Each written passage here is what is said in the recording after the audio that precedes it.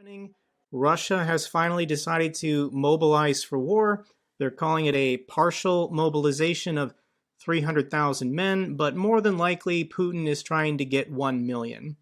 I want to ask you, why do you think now, after 7 months, Putin has finally decided to do this when the war has not been going well for Russia the last couple months? So obviously Putin is still the president of Russia. There is no denying this fact, unfortunately. So long story short, in the beginning, in Russia there is this culture. It's not even just within the government. It's also just within regular people, regular companies, small businesses, big businesses, medium businesses. It's just maybe the Russian nature, the Russian mindset. If something doesn't go according to the plan, or if you're messing up at your work, you're gonna try to hide this fact, maybe, if possible, for as long as possible. Hopefully the problem will resolve itself. And so that was basically kind of thing why Putin was thinking pretty much first 6 months of the war, why maybe he was thinking that Russia is actually winning, because he is a busy person, so he might not be able to track every single thing that's happening in Ukraine right now. He has other things to do, obviously. But his generals, those people who directly report to him, first of all, they did not want to disappoint him, because disappointing Putin is a one-way ticket to Siberia, obviously, or some tea, Russian tea. So first of all, they didn't want to do this because of this.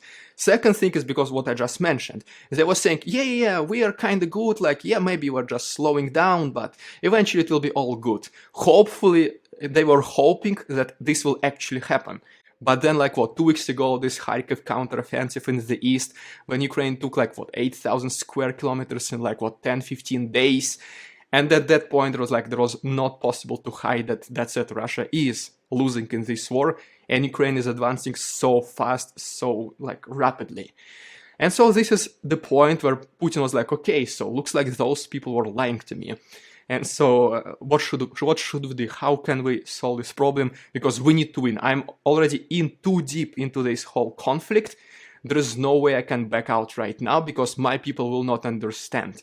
So if I was always telling you this narrative of Russia is doing the right thing, defeating all these Ukrainian Nazis, liberating people of Luhansk, Donetsk, saving Ukrainians from Ukrainians, all this crazy type of stuff. At this point, he was not able to, Ukraine is attacking, we kind of failed, so we're gonna just keep our Donbass region, and we're gonna call it a win, or whatever it is. So he had to do something about it, because that's it. People were asking for some victories. People needed victories, because at the same time, war kind of slowed down. And, one of the reasons why you go to war is to hide your internal problems. Because whenever it's war, and if your leader propagandizes your brains every single day, you start uniting as a nation, uniting around your strong leader and things like this. And so this is what needed to happen once again. So he mobilized people to show some success in Ukraine, to again show victories on the state TV channels like channel number 1 and things like this, to show that Russia is winning in this war. And yes, 300,000, I guess you already know this saying. Why would you need to recruit 300,000 people if your alleged losses are 6,000, if you defeated half of Ukrainian army, and if 90% of your injured soldiers are back in the front already, basically? So why would you need 300,000 people more? That joke with the casualty count of 6,000, the joke is that they just cut off a zero. Yep, that's what exactly I was thinking. There should have been one more zero at the end. The casualties are closer to 60,000. That's exactly what I was thinking. Let me ask you, as a Russian expat, a Russian citizen living outside of Russia, are you capable of being mobilized legally? Can Russia within Russia, send out a letter to either you abroad or your family saying, congrats, you've been mobilized for war, you have to come home, otherwise this is against the law, you can face jail time if you ever return to Russia for not coming back to Russia to respond to this mobilization call.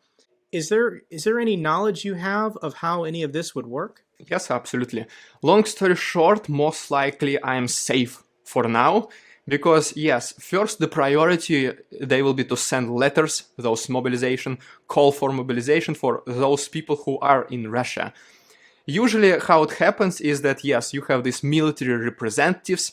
One of the most traditional way back from the Soviet times is that they can literally just knock on your door and just enter your apartment and say, here is your military summons, please sign, show up to the military enlistment office tomorrow, 10 a.m.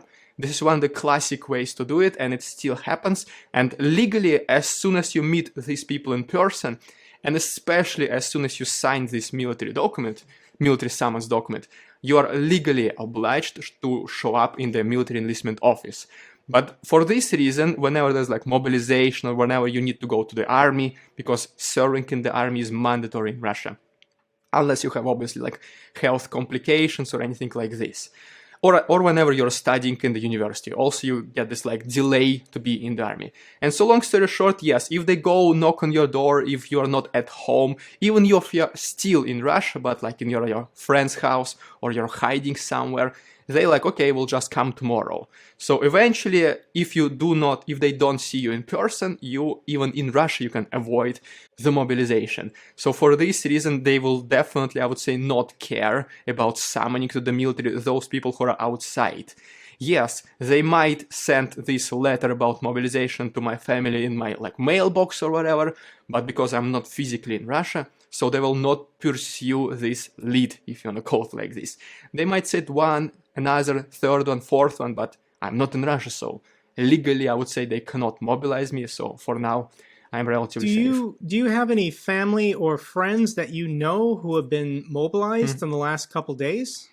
I don't know about any family or I do not know about any relatives or direct close friends, but one of my friends, we had this group chat whenever I was studying in university, group chat which was abandoned the next day we graduated. And so whenever mobilization was announced, literally the very same morning, because it was 9 a.m. Moscow time when the announcement was made, at 11 a.m., just 2 hours after the announcement of mobilization, friends of a friends, they received the visit of these military representatives at their job. So those guys, they were just sitting at their job, doing some work in their Excel, whatever, and then just they're getting ready to go to lunch, wherever, starting to pack their things. And then there's 2 military enlistment officers come into their office and say, is there this Ivan Ivanovich? Is he right here? And they're like, yeah, that's me. What's going on? And he's like, here is your military enlistment document. Please show up tomorrow at 9 a.m. 2 guys received these documents or my military summons 2 hours after the announcement of mobilization. I do not know their next actions, whether they did it or not, but this did happen.